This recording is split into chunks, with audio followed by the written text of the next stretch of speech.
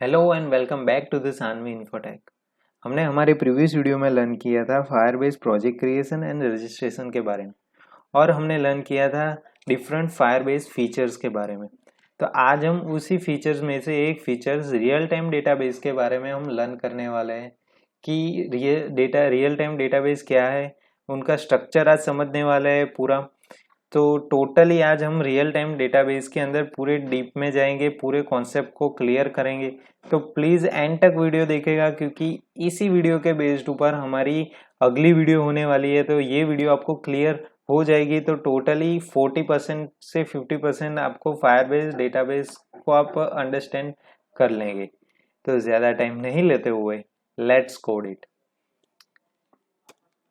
तो पहले तो हमें क्वेश्चन आता है कि what is the Firebase real time database.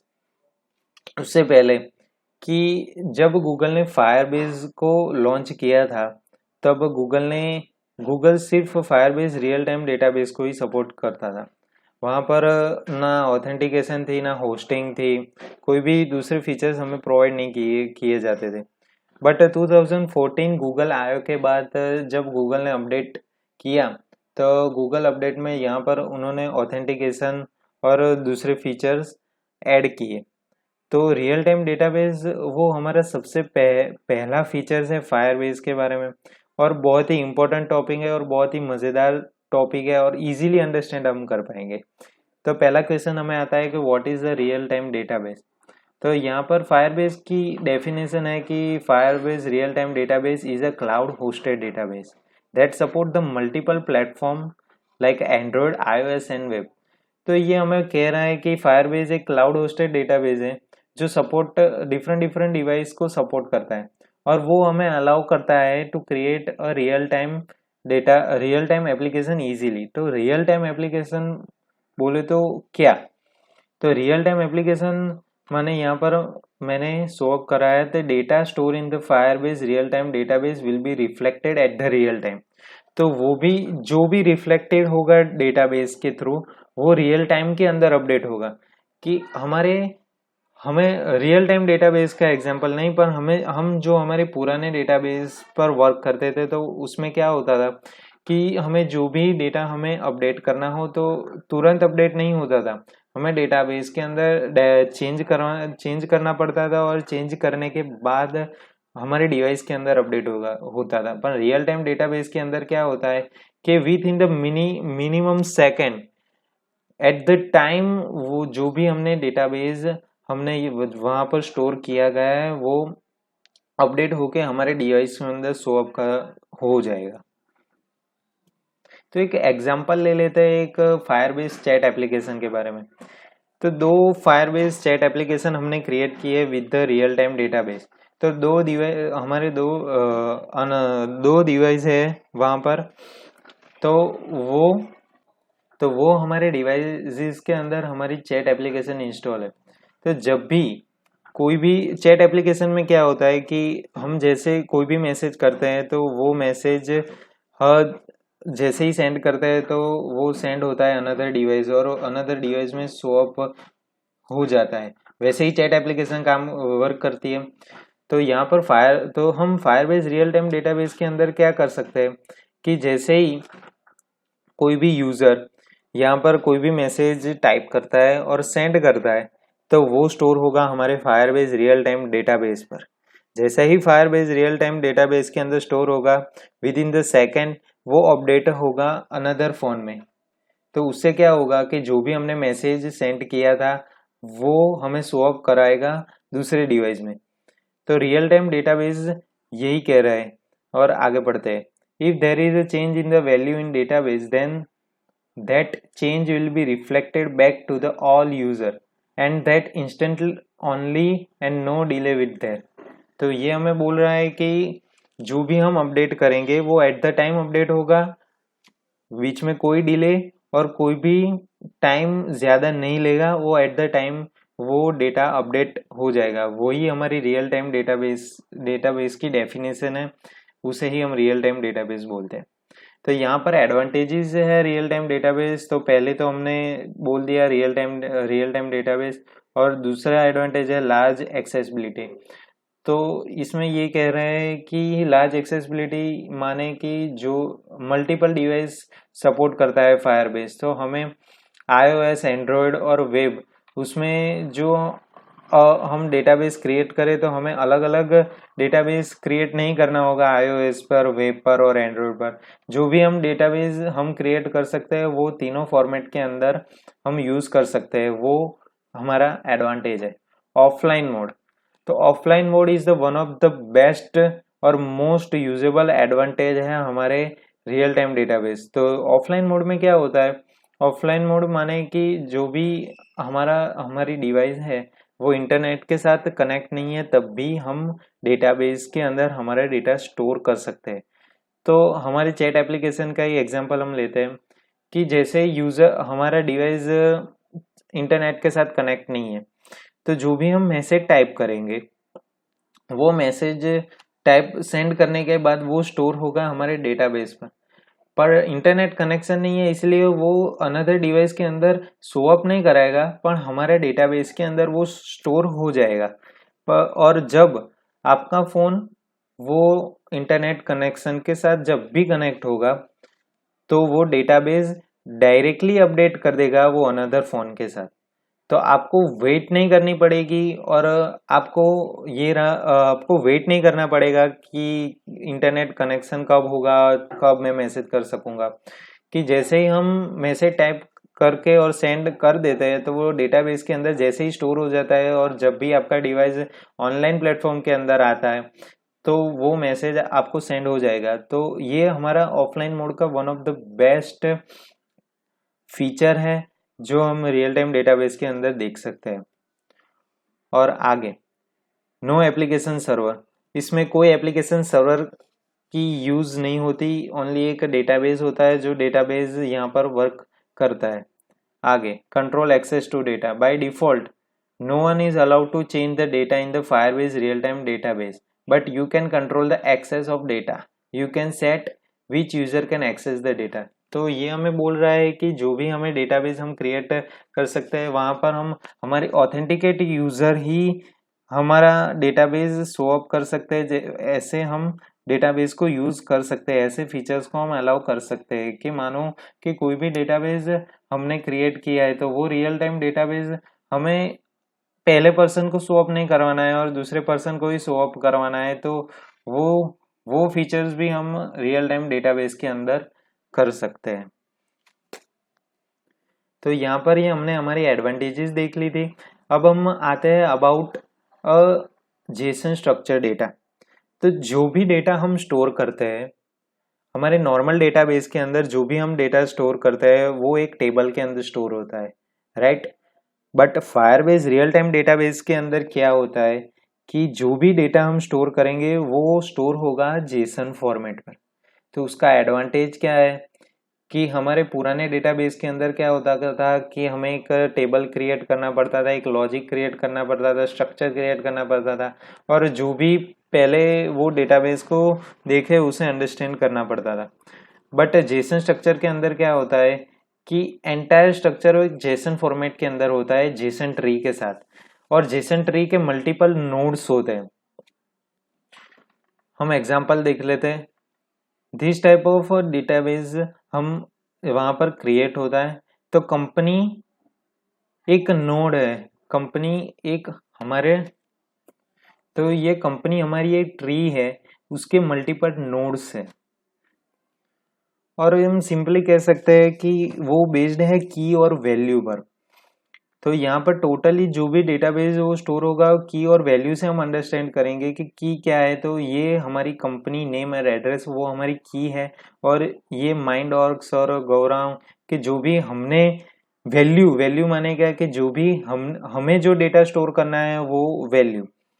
मान लो कि हम वैल्यू में कौन कौन से डेटा हम स्टोर कर सकते हैं, तो हम स्ट्रिंग, इंटीजर, बुलियन, जो भी आप डेटा आपको स्टोर करवाना हो वो आप डेटाबेस के अंदर स्टोर करवा सकते हैं। तो यहाँ पर आपको parent child relationship show up कराई जाएंगी। तो आप सबको मालूम ही होगा पेरेंट चाइल्ड रिलेशनशिप के बारे में। तो यहाँ पर कंपनी है वो पेरेंट है, और उसका चाइल्ड कौन है, तो नेम। तो नेम का पेरेंट कौन हुआ, कंपनी। बस ये पेरेंट चाइल्ड रिलेशनशिप पर वर्क करता है, यहाँ पर हम इजीली अंडरस्टैंड कर पा रहे हैं पेरेंट चाइल्ड रिलेशनशिप के बारे में। तो जेसन ट्री के अंदर क्या होता है कि जो भी हम डेटा, जेसन जेसन ट्री के एक एडवांटेज भी है कि हम इजीली डेटा गेट कर सकते हैं। यहाँ पर कोई भी कंफ्यूजन नहीं होता। डेटा नॉर्मल डेटाबेस के अंदर क्या होता है कि हमें टोटली टेबल को लर्न करना पड़ता है, वो तो सही है, बट टेबल के साथ हमें वो भी ध्यान करना रखना पड़ता है कि उसके कॉलम में कौन कौन से डेटा है, कौन कौन से हमें गेट करने हैं, कौन कौन से स्टोर करने हैं। तो यहाँ पर जेसन के अंदर क्या होता है कि जो भी हमारी पेरेंट नोड होगी, वो पेरेंट नोड के अंदर, पेरेंट नोड जैसे हम कॉल करेंगे तो पेरेंट नोड के साथ साथ हमारे चाइल्ड नोड के डेटा होगा, वो डेटा भी हम गेट कर सकते हैं। तो एक इजीली अंडरस्टैंडेबल थिंग है यहाँ पर कि कैसे हम हमारे फायरबेस के स्ट्रक्चर को क्रिएट कर सकते हैं। तो अब हम फायरबेस स्ट्रक्चर पे थोड़ा डीपली जाने की कोशिश करते हैं। तो यहाँ पर हम हमारी ऑफिशियल वेबसाइट पर जाते हैं और यहाँ पर हमें स्ट्रक्चर और डेटाबेस पर जाएंगे। तो यहाँ पर हमें शो अप किया गया है तो कैसे हम हमारा फायरबेस के डेटाबेस को हम स्ट्रक्चर कर सकते हैं। तो यहाँ पर दो टाइप से हम स्टोर कर सकते हैं, एक तो नेस्टेड डेटा और द फ्लैटन डेटा स्ट्रक्चर। तो यहाँ पर बहुत ही याद रखने की ज़रूरत नहीं है, बट यहाँ पर हमें वही सीखना है कि हम कैसे फायरबेस डेटाबेस को हम स्ट्रक्चर कर सकते हैं। तो हम प्रैक्टिकल बेस पर भी हम लर्न करेंगे कि कैसे हम फायरबेस के डेटाबेस को स्ट्रक्चर कर सकते हैं। तो नेस्टेड स्ट्रक्चर क्या होता है कि नेस्टेड स्ट्रक्चर के अंदर कोई भी स्पेसिफिक नोड या वैल्यू स्टोर नहीं किया जाती। एक नोड के अंदर मल्टीपल नोड क्रिएट किया जाता है। तो उसमें क्या होता है कि जेसन फॉर्मेट है वो 32 टाइप के लेयर वो क्रिएट करता है। तो उसमें कंफ्यूजन क्रिएट हो जाती है कि जब भी हम कोई भी डेटा कॉल कराएंगे तो उसमें क्या होगा कि जो भी हमारी पेरेंट नोड कॉल कराएंगे तो पेरेंट नोड के अंदर जो मल्टीपल हमने हमने जो वैल्यू डाली हुई है वो सारी की सारी कॉल हो जाएगी। हम कोई भी स्पेसिफिक वैल्यू यहाँ पर कॉल नहीं करा सकते, तो वहाँ पर वो कंफ्यूजन क्रिएट हो जाता है नेस्टेड पर। और यहाँ पर इसलिए हमने उन्होंने कहा है कि अवॉइड द नेस्टेड डेटा। तो यहाँ पर मैंने कहा कि Firebase real time database allow nested data up to 32 layer deep. तो वो कंफ्यूजन हो जाएगा। तो इजीली हम कैसे हमारे स्ट्रक्चर को क्रिएट कर सकते हैं, तो ये हमारा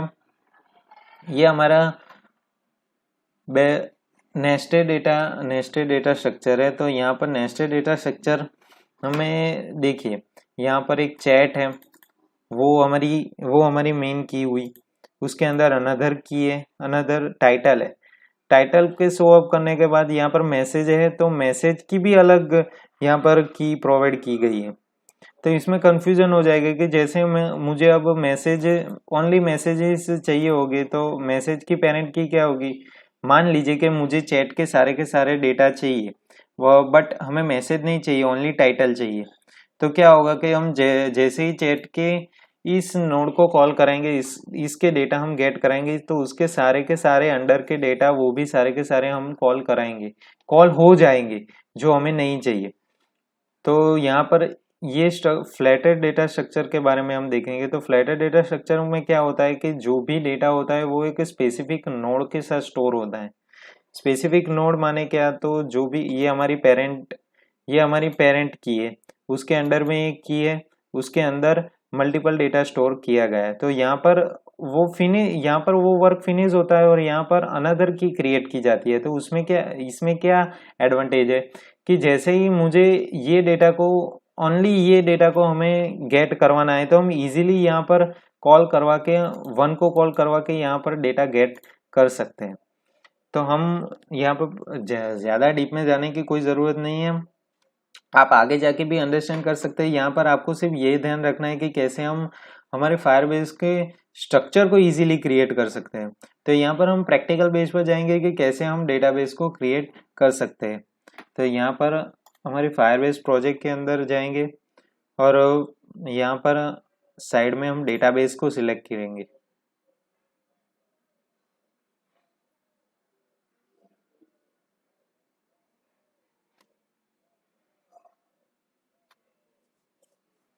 तो यहाँ पर मैंने पहले से ही एक डेटाबेस क्रिएट किया हुआ है, तो मैं पहले से ही आपको समझाने के लिए जाऊंगा।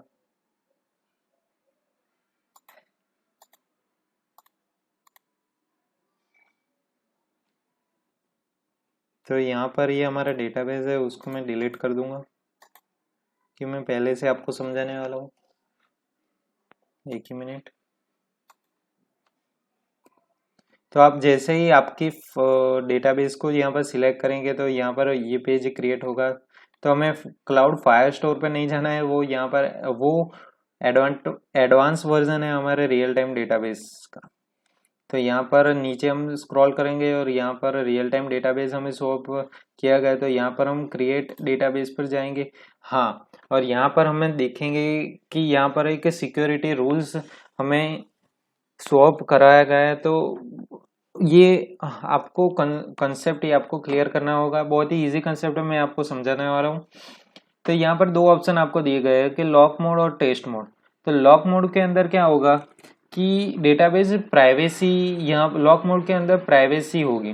प्राइवेसी माने क्या कि कोई भी ऑथेंटिकेट यूजर ही वो डेटाबेस को कंट्रोल कर सकता है। कोई भी, मान लो कि आपका डेटाबेस है और आपके डेटाबेस ने बेस में आपने अपने आप को ही सिर्फ अलाउ किया है डेटाबेस को अपडेट करने के लिए या शो अप करने के लिए। तो यहाँ पर लॉक मोड में क्या होगा कि ऑथेंटिकेट यूजर ही वो फायरबेस डेटाबेस के साथ रीड एंड राइट कर सकेगा। तो हम यहाँ पर टेस्ट मोड पे जाएंगे। तो टेस्ट मोड पे जाएंगे तो यहाँ पर आपको वार्निंग मिल जाएगी कि anyone with your database reference will be able to read और राइट टू योर डेटाबेस। तो टेस्ट मोड में क्या होता है कि यहाँ पर हमें हमारा डमी डेटाबेस हम क्रिएट करेंगे कि टेस्टिंग के लिए जो भी डेटाबेस हमें क्रिएट करना है वो यहाँ पर टेस्ट मोड के अंदर क्रिएट कर सकते हैं। तो उसमें ज़्यादा प्रॉब्लम नहीं होगी। और यहाँ पर टेस्ट मोड में ऑथर किसी को भी टेस्ट करने के लिए दे सकते हैं कि चेक करने के लिए दे सकते हैं, इसीलिए टेस्ट मोड पर हम सिलेक्ट करेंगे। हाँ, और या एक बात याद रखिएगा कि जो भी डेटाबेस आप क्रिएट कर रहे हो, जो आपका प्रोजेक्ट क्रिएट होगा वो लॉक मोड में ही हमेशा करिएगा। टेस्ट मोड में सिर्फ डेटा टेस्ट करने के लिए क्रिएट होगा। ओके, तो यहाँ पर हम टेस्ट मोड में जाके अनेबल पर जाएंगे और यहाँ पर हमारा डेटाबेस क्रिएट हो गया। तो ये हमारी पुश आईडी है। और एक बात, पुश आईडी, मैं पुश आईडी आपको समझाने वाला हूँ कि पुश आईडी क्या है। तो यहाँ पर प्लस प्लस का साइन दिया गया है और डिलीट का साइन दिया गया है। तो हम डेटाबेस के अंदर कोई भी की ऐड करेंगे तो यहाँ पर ऐड करने के लिए यहाँ पर ऐड करेंगे और ऐड करने में यहाँ पर नेम और वैल्यू दो चीज दिखाई गई है। तो हमें एक की क्रिएट करनी है, तो की का नाम रख देंगे यूजर और हमें कोई वैल्यू नहीं चाहिए, ओनली की चाहिए। तो यहाँ पर हम फिर से प्लस करेंगे। तो प्लस करेंगे तो क्या होगा कि जो भी हमारी की होगी यूजर वो हमारी की है। तो हम इस पर प्लस करेंगे तो क्या होगा, उसका चाइल्ड क्रिएट होगा। तो यहाँ पर प्लस करेंगे तो यहाँ पर ओनली नेम क्रिएट हो गया है, तो वो हमारी मेन की है। तो यहाँ पर मैं मेरा नाम लिख देता हूँ प्रणव और उसकी वैल्यू डाल देते हैं, कोई भी वैल्यू डाल देते हैं 1 2 और 3। तो यहाँ पर क्या हो रहा है कि ये यूजर है वो इसकी मेन की है, पेरेंट की है, और ये चाइल्ड और ये प्रणव प्रणव की जो वैल्यू हमने स्टोर की है वो हमारी चाइल्ड की है। तो यहाँ पर हम फिर से प्लस क्रिएट करेंगे तो उसकी दूसरी की क्रिएट हो जाएंगी। तो हम कोई भी नाम देते हैं फायरबेस और डेटाबेस नाम रख देते हैं डेटा ओनली। तो यहाँ पर क्या हो रहा है कि यूजर के अंदर डेटा की स्टोर हो रही है और की के अंदर यहाँ पर हम वैल्यू डाल रहे हैं। तो हमें कोई दूसरी नोड चाहिए होगी तो हमें क्या करना होगा, यहाँ पर हमें प्लस साइन, यहाँ पर प्लस करेंगे तो प्लस साइन के अंदर यहाँ पर हम ऐड करेंगे कोई भी वैल्यू हमारी दूसरी की नोड क्रिएट करने के लिए। तो यहाँ पर हम नाम दे देते हैं user2 और यहाँ पर हम प्लस करेंगे। तो यहाँ पर हम नाम दे देते हैं, कोई भी नाम देते हैं user3 और वैल्यू। और ये हमारा डेटाबेस क्रिएट हो रहा है। तो यहाँ पर हम ऐड करेंगे।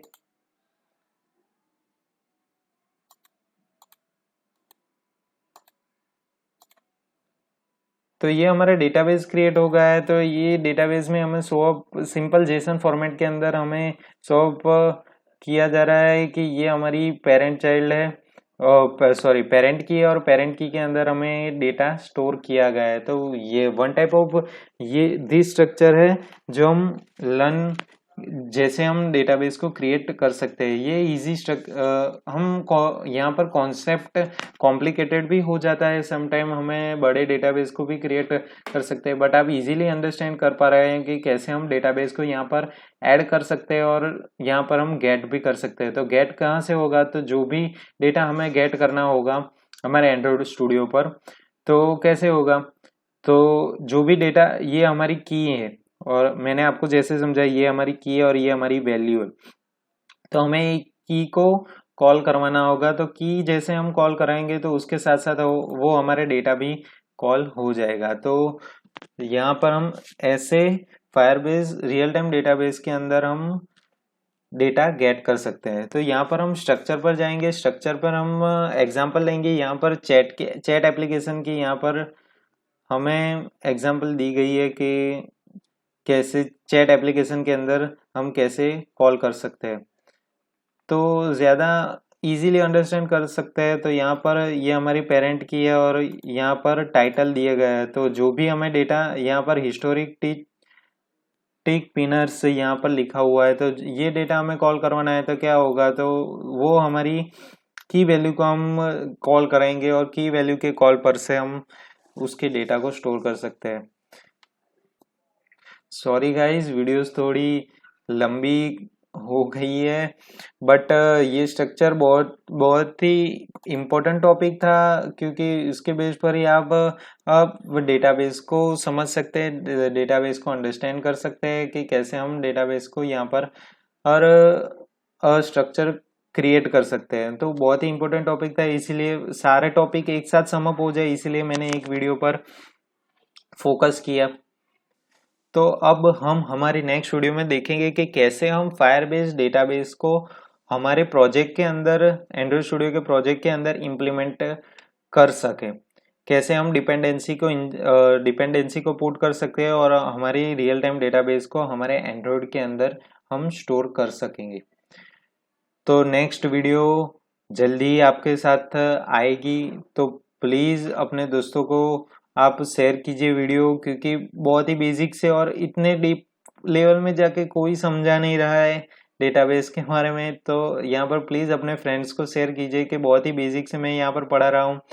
तो प्लीज़ लाइक एंड सब्सक्राइब कीजिए हमारे चैनल को और बेल आइकन को दबाइए, क्योंकि अब से मैं रोज़ वीडियो डालने की पूरी कोशिश करूँगा। तो रोज़ आप फायरबेस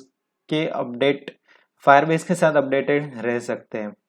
और एक बात, जो भी वीडियो में आप हमारी मेरी देख रहे हो, तो उसे रोज रोज प्रैक्टिस करते रहना और डॉक्यूमेंट रीड करते रहना, क्योंकि रियल टाइम डेटाबेस बहुत ही इंपॉर्टेंट टॉपिक है। और जो आपको ये रियल टाइम डेटाबेस आपको आ गया तो आप इजीली डेटा को अंडरस्टैंड कर पाएंगे कोई भी नॉर्मल फॉर्म के साथ।